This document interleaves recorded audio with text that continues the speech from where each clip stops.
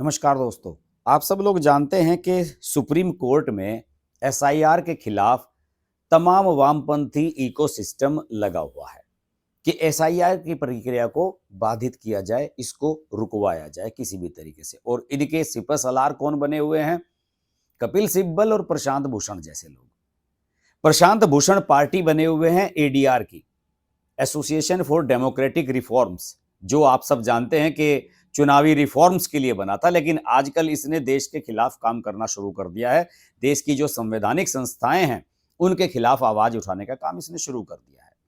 और प्रशांत भूषण जैसे लोग इसके साथ शुरू से ही जुड़े हुए हैं। कपिल सिब्बल के पास तो तमाम विपक्षी दलों की पार्टियां हैं। कपिल सिब्बल की पार्टी राष्ट्रीय जनता दल है, लालू प्रसाद यादव की। वेस्ट बंगाल की ममता बनर्जी को वो रिप्रेजेंट कर रहे हैं। केरल की जो वामपंथियों की सरकार है उसको रिप्रेजेंट कर रहे हैं। यानी कि कपिल सिब्बल के पास इस देश में जितने भी मोदी विरोधी, भाजपा विरोधी, केंद्र सरकार विरोधी, या मैं कहूं कि देश विरोधी जितने भी इस प्रकार के काम हो रहे हैं, उन सब का ठेका कपिल सिब्बल के पास है। और ये लोग सवाल क्या उठा रहे हैं एसआईआर की प्रक्रिया में कि साहब, जो चुनाव आयोग की कार्यप्रणाली है वो अपने अधिकार क्षेत्र के बाहर जाकर के काम कर रहा है।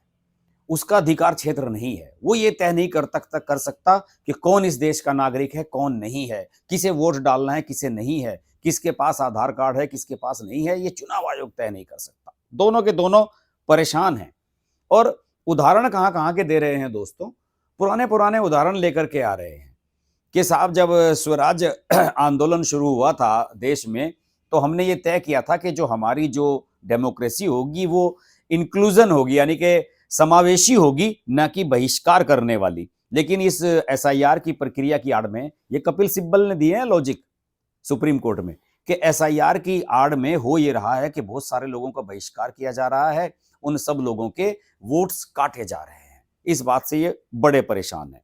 दूसरे, कपिल सिब्बल ने यह भी कहा कि जो निरक्षर नागरिक हैं, यानी कि अनपढ़ नागरिक हैं, गरीब नागरिक हैं, जिन्हें अपना फॉर्म भरना नहीं आ रहा है, वो आज एक बीएलओ की मर्जी पर हैं, यानी कि एक बीएलओ की दया पर हैं कि बीएलओ जाएगा, बूथ लेवल अफसर, वो आपका फॉर्म भरेगा और जो आप अगर उस वोट के हकदार हैं तो बन जाएंगे, वरना हकदार नहीं है तो नहीं बन पाएंगे। ये बीएलओ आधारित, ये बीएलओ तय करेगा। साथ ही साथ उन्होंने कहा कि जो मतदान है इस देश में, कपिल सिब्बल की बात सुनिए और फिर मैं आपको बताऊंगा कि सुप्रीम कोर्ट ने उनकी कैसी पिलाई की है। उन्होंने कहा कि मतदान लोकतंत्र में भागीदारी का एकमात्र साधन है, कि डेमोक्रेसी में वोट डालकर हर आदमी को ऐसा लगता है कि साहब, मैंने अपने देश के लिए कुछ किया है, मैंने अपने देश के लिए अपने देश के लिए एक कंट्रीब्यूशन किया है। दूसरी ओर वो कह रहे हैं कपिल सिब्बल के न्यूमरेशन फार्म है, जो नामांकन वाला फार्म है, जिसमें आप हर आदमी अपनी वोट क्लेम करता है, अपनी वोट बनवाता है, उस फार्म को भर रहा है एक बीएलओ। तो यानी कि वो जो आदमी है जिसकी वोट बन रही है वो बीएलओ के ऊपर डिपेंड हो गया कि साहब, ये बीएलओ मेरी वोट बनवाएगा और उसमें जो भी डॉक्यूमेंट्स है मेरे, मैं उसमें लिख दूंगा, और वो डॉक्यूमेंट्स मेरे पूरे हों, आधे हों, अधूरे हों, कुछ भी हो, ये सब बीएलओ की रहमो करम पर है। तो उनका ये कहना है, कपिल सिब्बल साहब का, कि इस देश में जो अनपढ़ लोग हैं, गरीब लोग हैं, जो अपने अधिकारों के बारे में नहीं जानते, वो सब लोग परेशान हैं। उन सब लोगों के मन में ये डर भय समा गया है कि भाई, एक न एक दिन हमारी भी वोट कट जाएगी। हमारी वोट कट गई तो पता लगा मैं इस देश का नागरिक ही नहीं माना गया। उनके मन में इस प्रकार का भय है कि अगर बीएलओ ने फॉर्म भरने में, भाई उनका ये मानना है कि ये आदमी तो पढ़े लिखे हैं नहीं इस देश में, वो फॉर्म पूरा का पूरा बीएलओ ही भरेगा, और बीएलओ जब उस फॉर्म को भर देगा और उसमें उसने कोई गलती छोड़ दी तो उसके आधार पर भी उसका वोट कट सकता है। गजब गजब के कुतर्क लेकर के ये लोग आ रहे हैं और इनका कहना है कि मतदाता सूची से एक मामूली सी गलती से ही आदमी बाहर हो सकता है। और उन्होंने ये भी कहा कि मतदाताओं के अंदर इतना भय और भ्रम है कि किया क्या जाए, कंफ्यूजन है सबके अंदर। लोगों को ये समझ में ही नहीं आ रहा है कि ये काम तो सरकार का होता है कि भाई कोई आदमी इस देश का नागरिक है या नहीं, ये तो सरकार को तय करना है, चुनाव आयोग कैसे तय कर सकता है। अब देखिए, इन लोगों ने तो अपने तर्क दे दिए। इसके बाद सुप्रीम कोर्ट ने जो कहा, आप जानते हैं कि सुप्रीम कोर्ट की जो बेंच इसकी सुनवाई कर रही है, उस बेंच के प्रमुख इस समय मुख्य न्यायाधीश बन चुके हैं देश के, सीजीआई बन चुके हैं जस्टिस सूर्यकांत। मैंने पिछले दिनों एक वीडियो भी बनाया था कि जस्टिस सूर्यकांत से ज्यादा उम्मीद मत कीजिए, लेकिन जस्टिस सूर्यकांत ने इस मामले में उम्मीद से अधिक शानदार प्रदर्शन किया। उन्होंने इनके जो कुतर्क हैं उनका भी जवाब दिया और साथ ही साथ अपनी दिशा स्पष्ट कर दी पूरी तरीके से कि जो सुप्रीम कोर्ट है भारत की, माननीय सुप्रीम कोर्ट, वो चुनाव आयोग के साथ खड़ी हुई है। अभी तक तो यही, इसमें कोई डिसीजन नहीं हुआ है। इस मामले में तारीख लगी है, केरल के मामले में 2 दिसंबर की लगी है, तमिलनाडु के में 4 दिसंबर की लगी है, वेस्ट बंगाल की 9 दिसंबर की लगी है।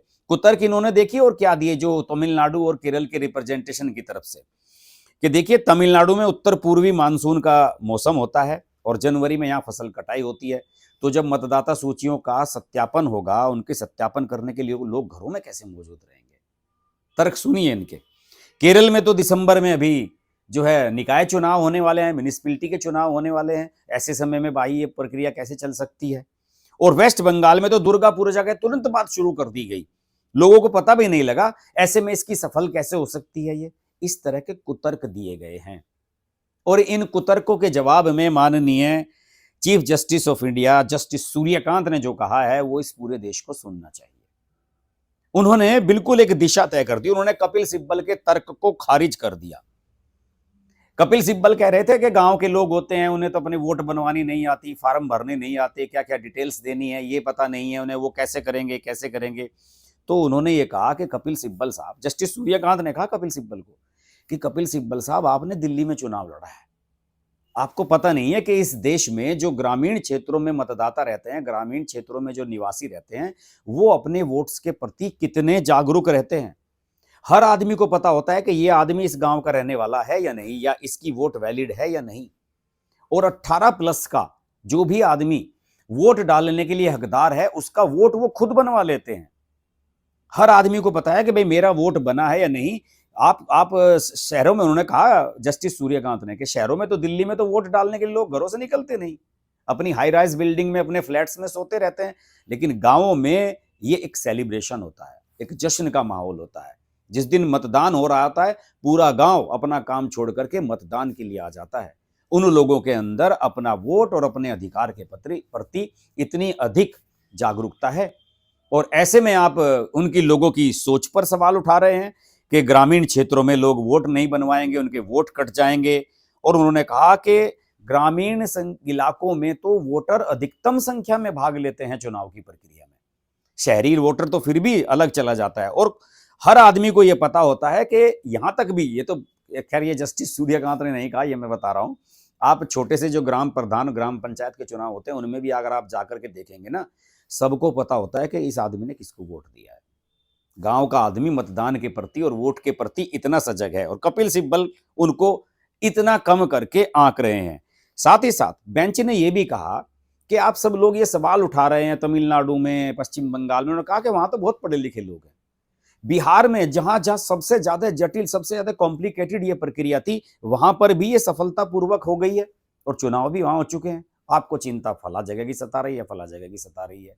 उन्होंने ये भी कहा माननीय सुप्रीम कोर्ट ने यह भी कहा इस मामले में, ये बुधवार को चल रहा था आर्ग्यूमेंट, 26 तारीख की बता रहा हूं मैं आपको। उन्होंने ये कहा कि चुनाव आयोग कोई डाकघर नहीं है, कोई पोस्ट ऑफिस नहीं है कि वहां कुछ भी चिट्ठी डाल देंगे और वो आगे चली जाएगी।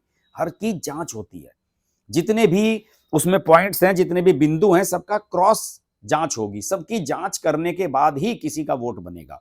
और उन्होंने ये भी कहा, कोर्ट ने ये भी माना कि अगर आक्रामक जांच होगी, यानी कि बिल्कुल बारीक से, जिसे एसआईआर कह रहे हैं, एकदम गहन पुनरीक्षण होगा, तो फिर कुछ वोट तो कटेंगे ही। अगर वो वोट गलत बने हुए हैं तो कटेंगे, अगर वो जिंदा नहीं है तो कटेंगे, अगर वो ट्रांसफर हो चुके हैं तो कटेंगे। तो ये लोकतंत्र के लिए खतरा कैसे हो सकता है, जो आप लोग बार बार तर्क दे रहे हैं कि लोकतंत्र के लिए खतरा है, लोकतंत्र के लिए खतरा है। बल्कि ये तो मजबूती के लिए है, और ये आवश्यक सफाई है जो होनी चाहिए। आधार कार्ड पर भी बहस थी कल। आधार कार्ड पर कपिल सिब्बल कह रहे थे कि बताइए, जिसके पास आधार कार्ड है, 18 साल का है, निवास का अपना प्रमाण है, उसके पास डेट ऑफ बर्थ का प्रमाण पत्र है, तो फिर उसे आप मतदाता सूची से बाहर कैसे कर सकते हैं?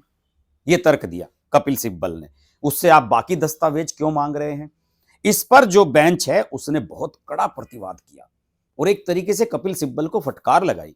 उन्होंने कहा कि आप एक बात बताइए, क्या एक विदेशी आदमी को यहां पर वोट डालने का अधिकार देते? पश्चिम बंगाल की पूरी सीमा बांग्लादेश से लगी हुई है, कितने लोग वहां पर रहते हैं, लोगों ने आधार कार्ड बनवा लिए हैं अपने। आधार कार्ड केवल रेजिडेंसी का प्रमाण है, अपनी नागरिकता का प्रमाण नहीं है। और अगर आप इस देश में वोट डाल रहे हैं तो वोट डालने का अधिकार हमारे संविधान के मुताबिक केवल और केवल जो है वो अनुच्छेद 326 में स्पष्ट है, केवल और केवल भारतीय नागरिक के लिए है। और जिन लोगों ने आधार कार्ड बनवा लिए हैं, ये देश में जो कल्याणकारी योजनाएं सरकार की चल रही हैं, राशन जो मिलता है, उस सबका लाभ उठा रहे हैं। क्या आप चाहते हैं कि ऐसा ही होता रहे जैसा अब तक होता रहा है? राशन का फायदा उठा रहे हैं और सारी सुविधाएं ले रहे हैं, आधार कार्ड का अनुचित प्रयोग कर रहे हैं, इसके लिए उन्हें मतदाता सूची में शामिल नहीं किया जा सकता कि भाई हमारे पास आधार कार्ड है तो आप हमें मतदाता सूची में ले लो। और ये भी स्पष्ट कर दिया माननीय सुप्रीम कोर्ट ने कि राशनिंग और वोटिंग अलग अलग मुद्दा है। आपके पास राशन है तो जरूरी नहीं कि आपके पास वोट का भी अधिकार हो। आधार को सुप्रीम कोर्ट ने रेजिडेंसी का प्रमाण माना है, नागरिकता का प्रमाण नहीं माना है। और 182 दिन 182 दिन अगर कोई भी व्यक्ति भारत में रह लेता है तो उसको भारत में आधार कार्ड बनवाने का अधिकार प्राप्त हो जाता है, ये कानून में है। मतदान का अधिकार केवल अनुच्छेद 326 से मिलता है और केवल भारतीय नागरिक को मिलता है। कोर्ट ने साफ कहा कि आधार जो है वो आपकी वोट बन जाएगी, इसका प्रमाण नहीं हो सकता। आयोग को जांच करने का, चुनाव आयोग को जांच करने का पर्याप्त अधिकार है। हालांकि सुप्रीम कोर्ट ने इस पर कोई फैसला नहीं लिया और इसमें तमिलनाडु वालों ने, केरल वालों ने कहा कि साहब देखिए 5 दिसंबर तक तो संभव नहीं होगा। चुनाव आयोग कह रहा है कि 5 दिसंबर तक ये प्रक्रिया पूरी कर ली जाएगी, उसके बाद मतदाता सूची प्रकाशित कर दी जाएगी। उन्होंने कहा कि तो आप उसके खिलाफ आइएगा मुद्दे को लेकर के, हम चुनाव आयोग से कहेंगे कि आप 5 दिसंबर से आगे की डेट दीजिए, 1 महीना बढ़ाइए, कुछ दिन बढ़ाइए इसको। लेकिन इन सब लोगों के जो कुतर्क हैं, ये जस्टिस सूर्यकांत और जस्टिस बागची जो दूसरे जज थे संभवतः इस मामले में, उन दोनों ने बिल्कुल भी नहीं सुने और उन्होंने कहा कि भाई चुनाव आयोग जो काम कर रहा है वो सारे अपने संवैधानिक दायरे में कर रहा है, ये काम समय समय पर होते रहना चाहिए, इसमें कोई भी दिक्कत नहीं है। और इस देश में कोई व्यक्ति अगर ये दावा करता है कि साहब हम आधार कार्ड के आधार पर हमें वोटिंग डालने का अधिकार मिल जाए, ये नहीं होगा। और दूसरे, उन्होंने ये भी कह दिया स्पष्ट रूप से कपिल सिब्बल को कि भाई अगर आप ये सोच रहे हो कि इस देश का अनपढ़ नागरिक अपने वोट के अधिकारों के प्रति जागरूक नहीं है तो आप गलत सोच रहे हो। तो कपिल सिब्बल को फटकार तो तकड़ी मिली है। लेकिन क्या है कि कपिल सिब्बल की आदत है कि जितने भी लतियाए जाएं जाएंगे बार बार जाते हैं, इनका काम ही यही है। ये विपक्ष की तरफ से जाएंगे, किसी विरोधी पार्टी की, किसी देश विरोधी संगठन की तरफ से जाएंगे, एनजीओ की तरफ से जाएंगे, तो इन सब का तो काम यही है। लेकिन जस्टिस सूर्यकांत ने इस देश के लिए बहुत महत्वपूर्ण मामले में सही दिशा मुझे लगता है कि दिखाई है और यह भी स्पष्ट कर दिया है कि सुप्रीम कोर्ट इस मुद्दे को लेकर के किस तरीके से सोचता है। आज के वीडियो में इतना ही। वीडियो अच्छा लगे तो लाइक कीजिए, शेयर कीजिए, चैनल को सब्सक्राइब नहीं किया है तो सब्सक्राइब कीजिए, नोटिफिकेशन का बेल आइकन प्रेस कीजिए और जुड़े रहिए हमारे साथ। नमस्कार।